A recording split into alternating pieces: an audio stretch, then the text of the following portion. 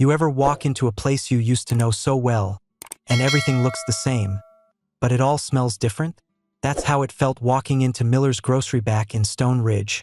6 years since I'd left without much of a goodbye. The same flickering light over aisle 3. Same freezer door that doesn't close right.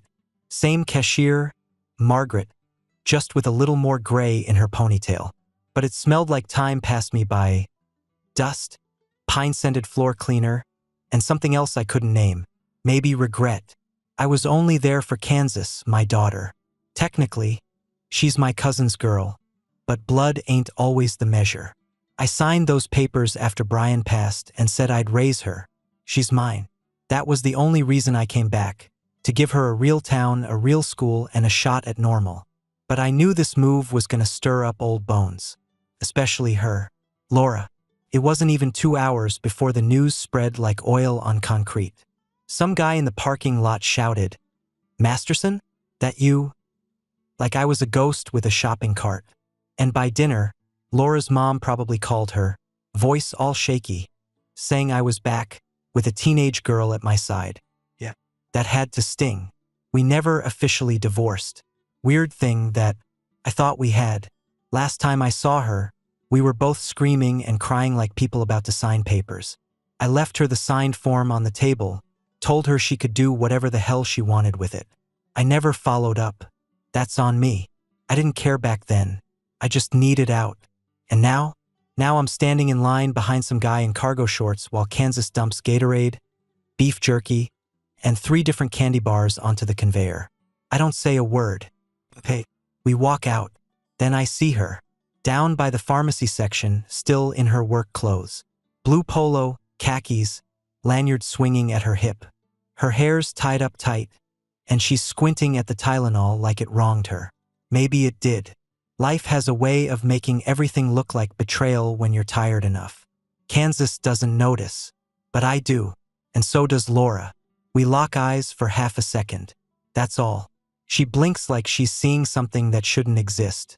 Then she looks down and walks off, fast. Not a word. Not a damn word. We got back to the rental house I'd lined up. Just a basic 2-bedroom with a beat-up porch and a view of someone else's cornfield.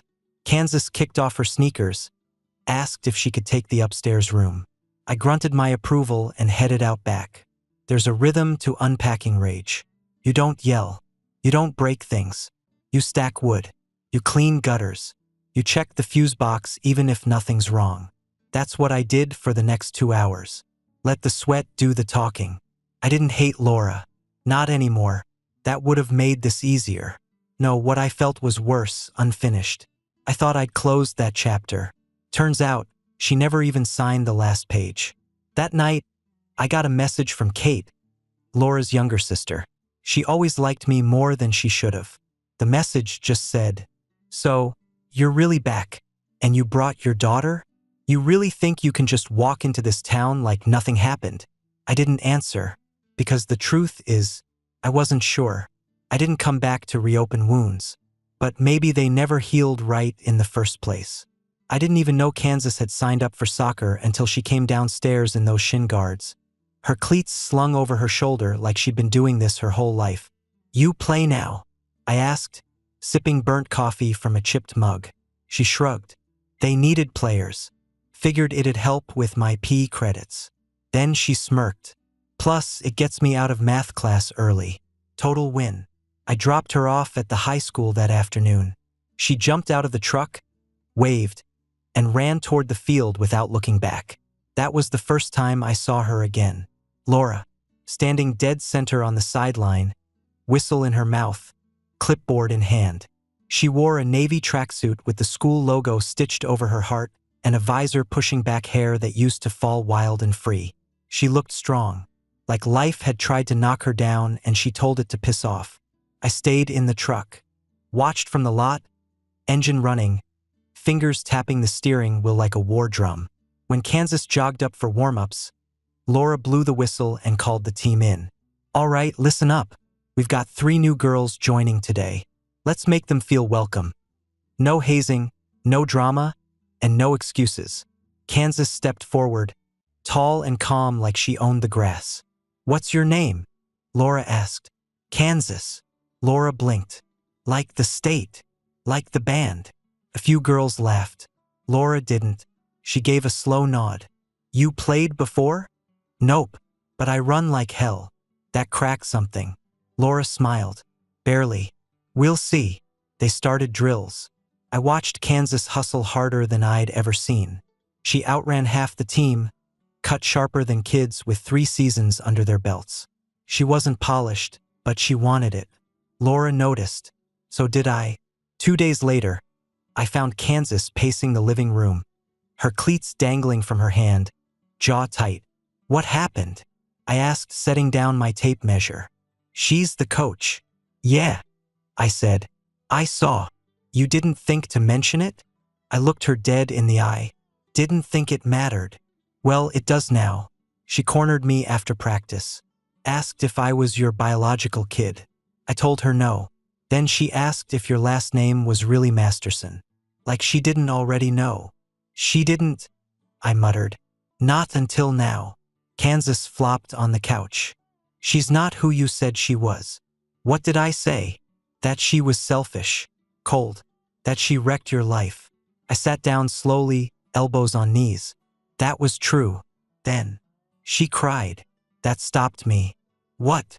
Today. After I asked her if she liked breaking up families. She tried to hide it, but she cried. I closed my eyes, felt a weight hit my chest I hadn't invited. Kansas kept going. She didn't yell, didn't get defensive. She just froze, said she was sorry, said she didn't know. I stood. She didn't.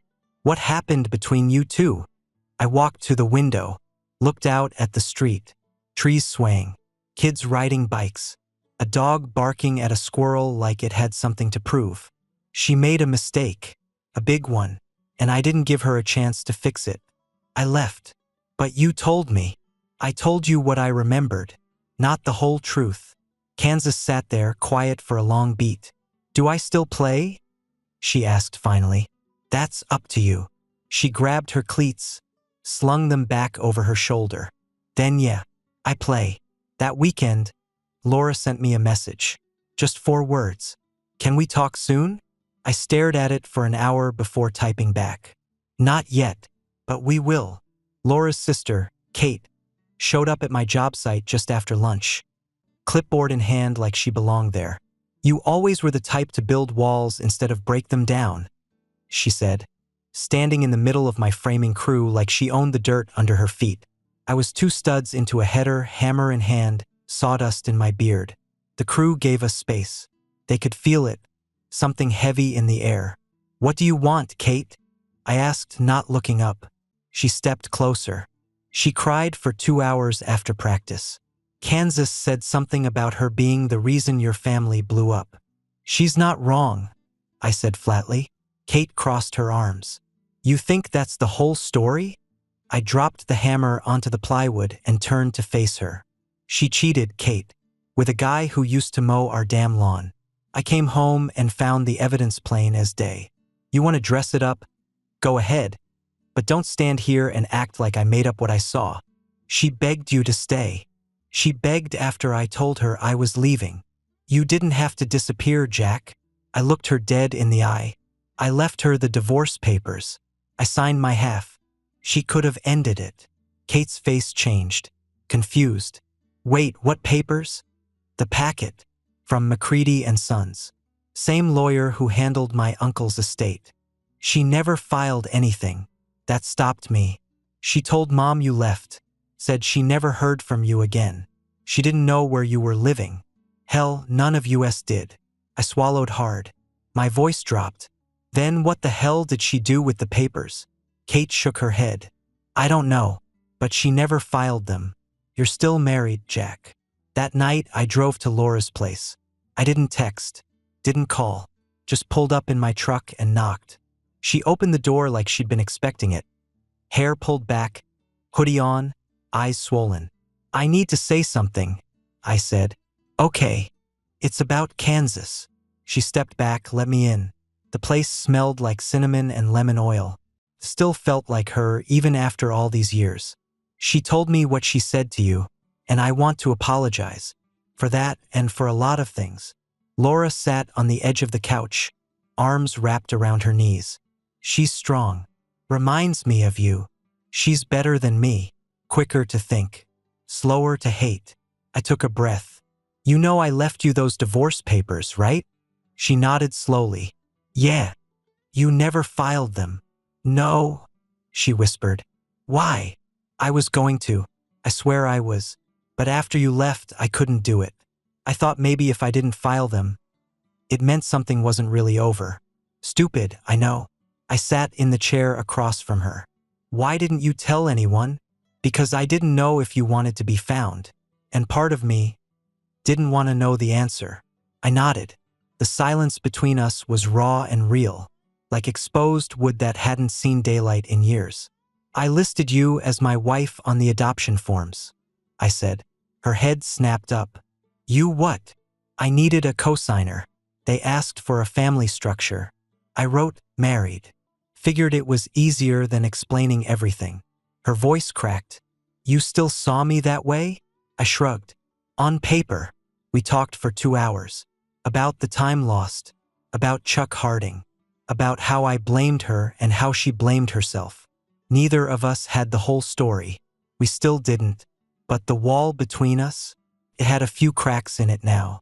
When I stood to leave, she walked me to the door. The same door I'd stormed out of 6 years ago. I turned back. Kansas wants to keep playing. She's good, Laura said. Fast. Smart. Tough. She likes you. Laura smiled softly. She doesn't know me. Maybe it's time she did. That night, Kansas found me sitting on the back steps, staring up at the stars. She dropped down beside me, shoulder brushing mine. You talked to her? Yeah. Still mad? No.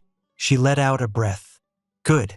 Because she invited me to come early to practice tomorrow. Said she wants to run some drills with me one-on-one. You going? Kansas grinned. Hell yeah. Started as a joke. Kansas came home from practice one night and tossed her bag onto the couch like it owed her money. Coach says half the team's stiff as concrete, she muttered, digging into the fridge.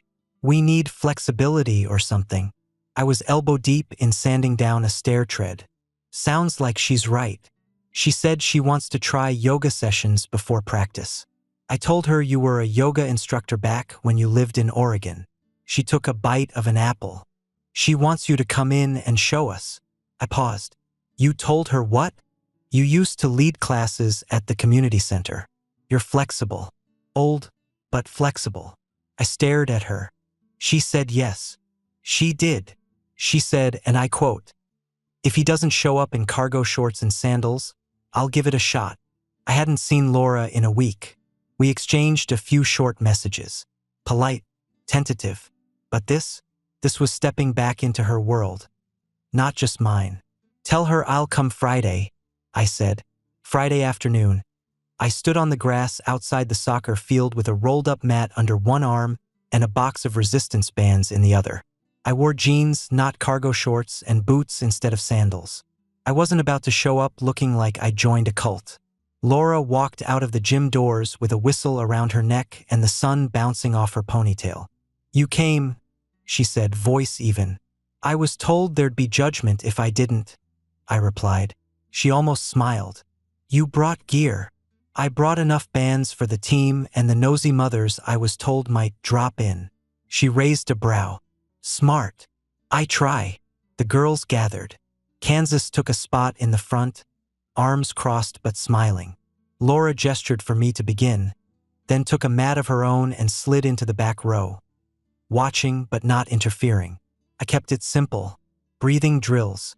Light mobility. Some laughter when a few kids toppled over trying to hold Warrior 2. A couple of the moms joined in, giggling like teenagers as they tried to touch their toes. Laura stayed steady. Her form was solid, strong. Her body remembered the rhythm, even if her eyes stayed cautious. Halfway through the hour, I turned my back and said, next move, we're going into pigeon pose. Great for tight hips, especially if you've been hauling guilt around for 6 years.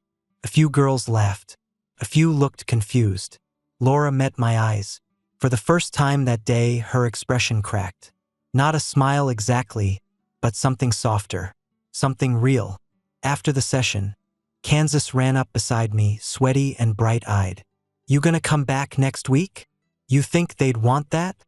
"They asked already." Laura walked over, wiping sweat from her forehead. "That went better than expected," she said. "Kids were into it. Moms too. I haven't stretched that deep in years." I smirked. "Didn't look like it." She nudged me with her elbow. Still smug.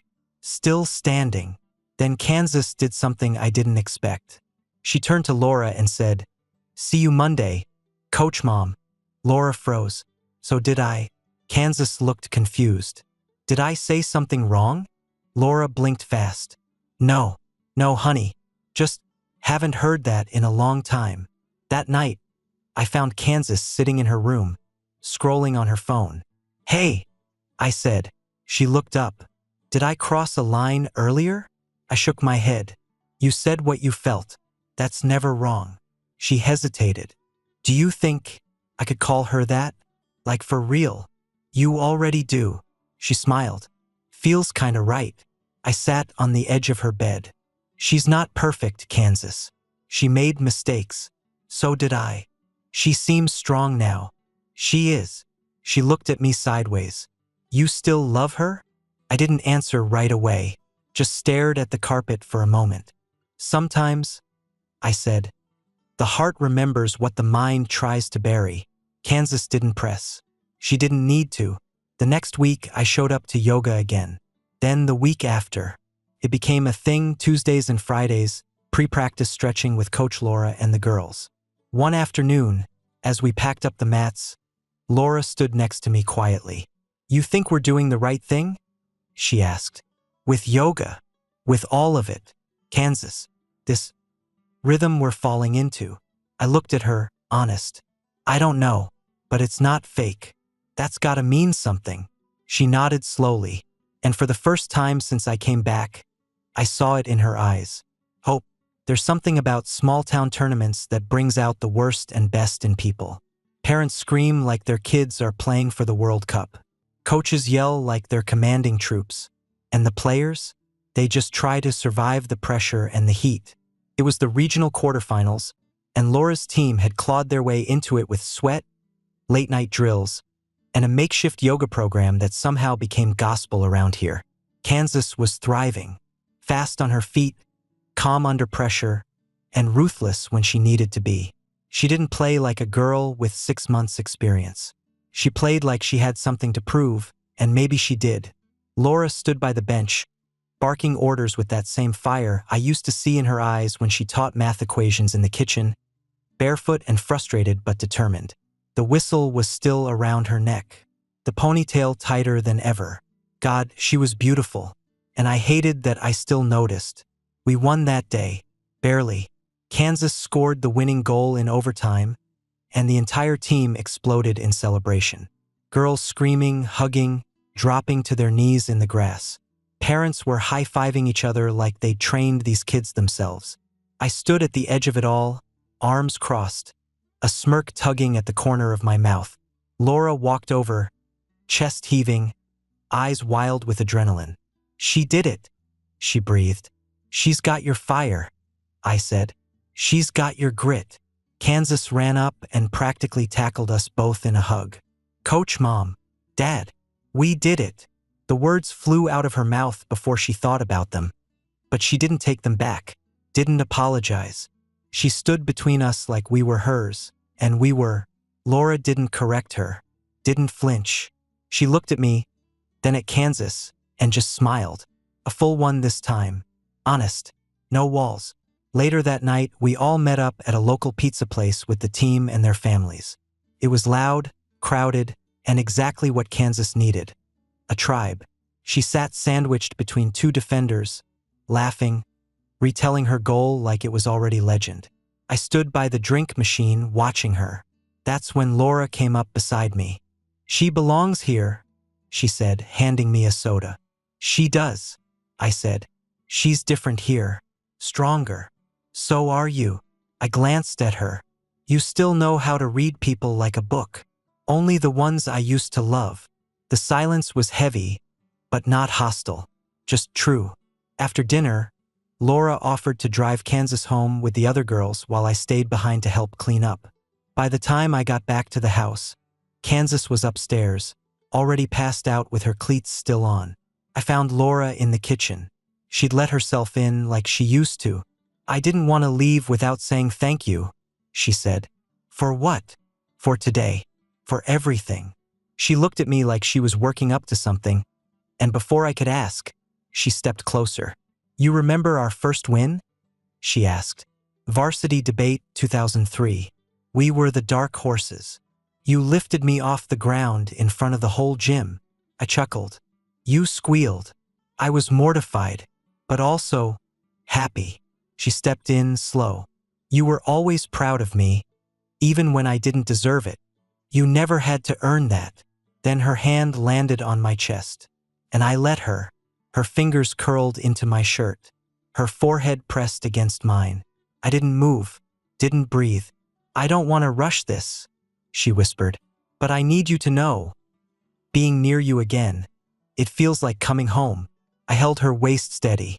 "You don't get to say that unless you mean it." "I do." We didn't kiss. Not that night, but she stayed a little longer. We sat on the porch swing like ghosts of ourselves, watching the sky go dark. She leaned her head on my shoulder. For the first time in 6 years, I didn't feel hollow. I felt like a man who might finally be ready to forgive, not just her, but myself. I never wanted to hear Chuck Harding's name again. I'd buried that part of my past deep, under drywall, behind roof beams, under every mile I put between Stone Ridge and where I tried to start over. But the past doesn't stay buried forever. It knocks. In this case, it came through Kate. She showed up at my work truck one morning, clutching her phone like it was covered in acid. "He's dying," she said flatly. I didn't say anything. "Pancreatic cancer. Hospice. He asked to see you." I stared straight ahead. "Why?" "He said he has something to say. Something you deserve to hear." I laughed once, bitter. "He deserves a slow death in silence. That's what he deserves." Kate flinched but didn't argue. "He said he's sorry, Jack." "I don't care." "Then tell him that yourself."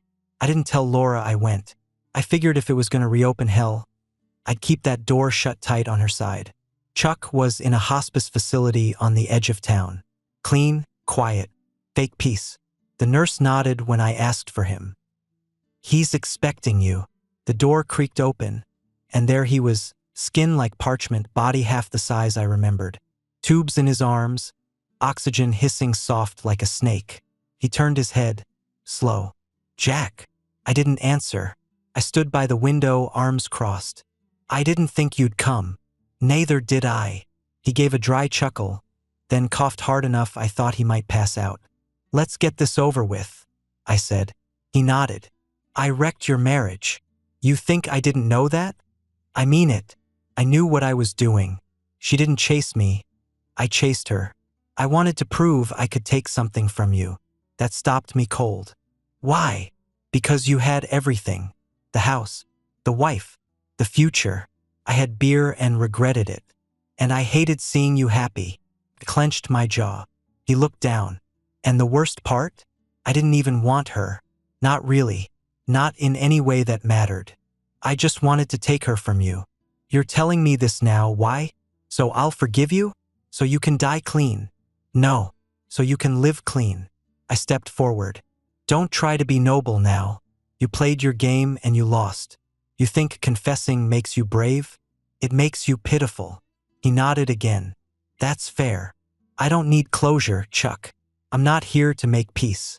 I came to see what a man looks like when he finally has to sit with his own rot.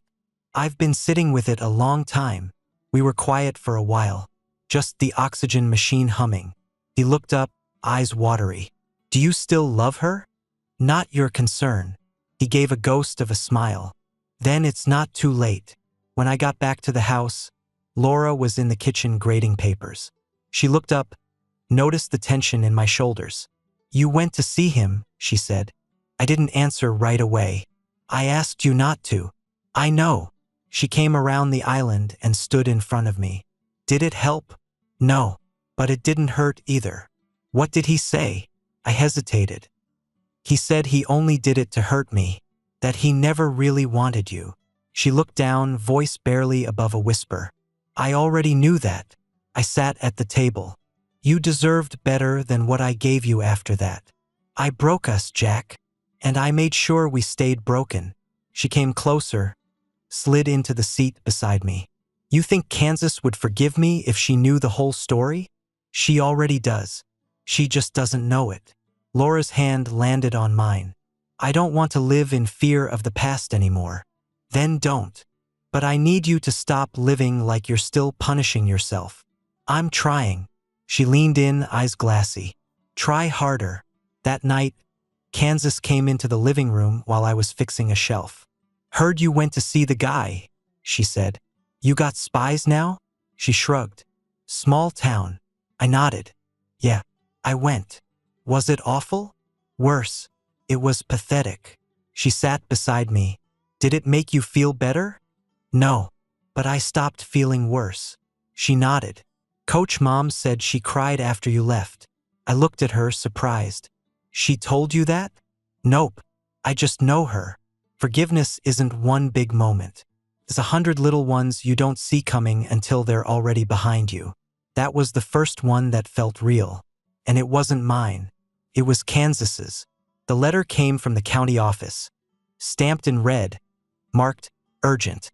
Kansas handed it to me like it might explode. Something wrong? She asked, trying to sound casual. I opened it at the kitchen table. Read it twice. Then sat back in the chair, jaw locked. They flagged her paperwork, I said. Laura looked up from her grading pile. What does that mean? Means they've reviewed the adoption records again. Said there's an inconsistency in the family structure declaration. Kansas blinked. What? I slid the letter across the table. They're claiming her legal guardian status could be challenged, since I listed a spouse and never provided confirmation of the marriage. Laura read it carefully, her lips pressed into a thin line. They're saying, I muttered, that I might not be allowed to keep her unless I can clarify who the hell my wife is. Later that night, Laura stood at the stove, stirring something she called dinner but smelled more like guilt and memory.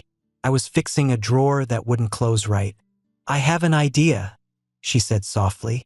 Let's hear it. We move in together. I looked up slowly. Are you serious? I mean it. They flagged the paperwork because of the marriage line, right? Well, we are married, technically, and if we live as a family, no one will question Kansas's placement. We put her first, just like you always said we should have. I stared at her, trying to read behind her words. This isn't about playing house, Laura. No, it's about keeping the one person in our lives who didn't ask for any of this mess from getting caught in it. And us? I asked. She came around the table. We take it one room at a time. The move happened fast. Too fast. One day I was fixing things in a quiet rental. The next I was hauling boxes back into the home I once stormed out of in fury. Laura had kept the house, cleaned it, renovated parts of it. But my handprint was still on every wall, literally. I built the damn deck with my own 2 hands. I patched the garage roof in a rainstorm back in 2012 with nothing but a tarp and bad language. It felt like walking into a memory with better lighting. Kansas claimed the guest room and unpacked her things like she belonged there. Because she did. That first dinner was awkward. All clinking forks and too many "how was your day" questions. But then Kansas started telling a story about a teammate tripping over her own shoelace mid-play, and we all laughed so hard Laura nearly choked on her wine. It wasn't perfect, but it was home. That night, as I settled into the old couch with a blanket and a book, Laura stepped into the living room in sweats and a tank top.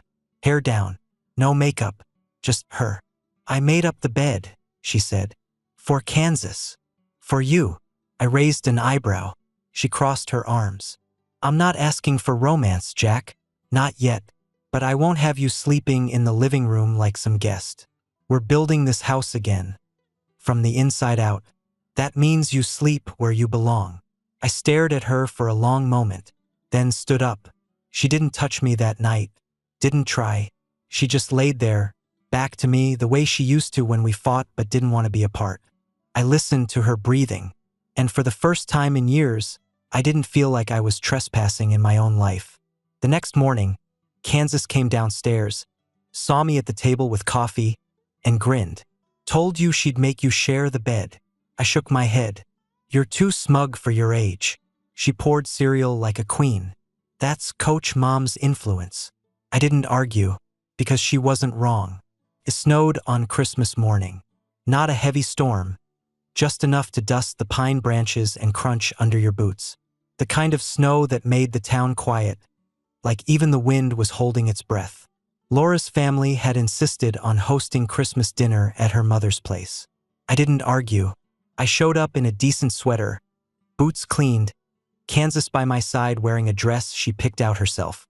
She looked good, confidence, like a girl who knew who she was now. The second we walked through the door, the noise hit us. Laughter, plates clinking, someone burning cinnamon rolls in the kitchen. It was chaos wrapped in tinsel. And right there in the center of it all stood Laura, wearing a red sweater and that look she got when she was both exhausted and content. I hadn't seen that look in 6 years. I kept my distance at first, sat by the fireplace with Kansas, helped her put together one of her new gadgets, watched Laura move through the room like she belonged again, like she wasn't the woman who once shattered everything. She laughed with her sister Kate, held her niece, refilled plates, refilled mine too. Never said much, just little nods, touches, a glance here and there, like she was speaking in a language only I remembered. But it was there, the thread, still tying us together. Around 7, I stepped outside. Chuck had passed the night before. I got the call during dinner. Didn't tell anyone. Just stood there, phone to my ear, listening to a nurse explain that his final hours were quiet, that he'd said my name before he slipped under. I didn't know what I felt, but I knew I had to breathe. Laura found me out on the porch, jacket open, snow in my beard. You okay? She asked. No. She waited. Chuck died last night. She blinked. Did you see him again? No. Once was enough. She came closer, her voice softer now. Are you angry? Yeah, but not just at him. I turned to her. I've spent 6 years building walls out of fury and silence. I thought it made me strong. But watching Kansas fall asleep under your roof, seeing you joke with your family again, I don't want to be strong like that anymore. She reached for my hand. Then stop. You still want me? I asked, voice low. She didn't blink. I never stopped. I pulled my hand back. Don't say that just because it's Christmas. I'm saying it because I can't go another year pretending I'm not still in love with my husband. Her voice broke on the word. Husband, she whispered again. You're still mine. I don't know what came over me. Maybe it was the cold. Maybe it was the years we wasted. But I kissed her. Hard. Honest. The way a man kisses a woman he's mourned and still somehow found alive again. She didn't hesitate. Didn't flinch. She kissed me like she'd been starving for it. We didn't say anything when we came back inside. Didn't have to. Her mother noticed first. Then Kate. Then the whole damn room quieted when I walked across the floor, pulled Laura gently into the middle of it all, and asked, You still want to be my wife? Her breath caught. Yes. It wasn't loud. Wasn't dramatic. Just a quiet, tearful answer in a crowded room filled with years of broken history. But it was enough. Everyone erupted into applause. Kansas loudest of all. We laughed. We cried a little. And when we made it back to the house that night, Kansas walked ahead, opened the door, and turned back to grin at us. About time, she said. Then, like it was nothing, she pushed the bedroom door wide open and smirked. I'll be upstairs. Try not to break anything. Laura looked at me. She's terrifying. She's ours. And then I picked her up just like I did the night we got engaged. Back when I was young, proud, and stupid enough to believe love was easy. It wasn't easy, but it was still alive. And this time I wasn't letting go. I spent the last few weeks of the year doing what I do best, building things with my hands. The house needed work. Not emergency repairs, just the kind of fixes that had waited too long. The back fence had warped. A few shingles were loose. The downstairs bathroom still had a leaky faucet. So I rolled up my sleeves, opened the toolbox, and got to it. Felt good, moving with purpose, not anger. I wasn't patching holes out of spite anymore. I was rebuilding something I wanted to keep standing. Laura worked beside me when she could. She painted trim with that same focus she used to grade homework. Kansas helped too. Grudgingly at first, then with pride once I taught her how to handle a power drill without stripping every screw. We weren't playing house. We were earning it. Mornings felt different now. Laura made coffee. I cooked breakfast. Kansas left for school with a full backpack and a smirk. Sometimes I'd catch her looking at us across the table, watching the way Laura leaned into my shoulder, the way I pulled her close without thinking. Kansas never said much about it. She didn't have to. The way she started calling Laura Mom in front of her friends said it all. One night in late January, I found myself out back, sitting on the edge of the porch with a beer and a finished house behind me. Laura joined me without a word. "I used to sit out here alone," I said, "before I left. I remember. I used to picture what this porch would look like without you." She didn't say anything. I looked over at her. "I don't do that anymore." Her hand slipped into mine. Chuck's funeral came and went without drama. Laura didn't go.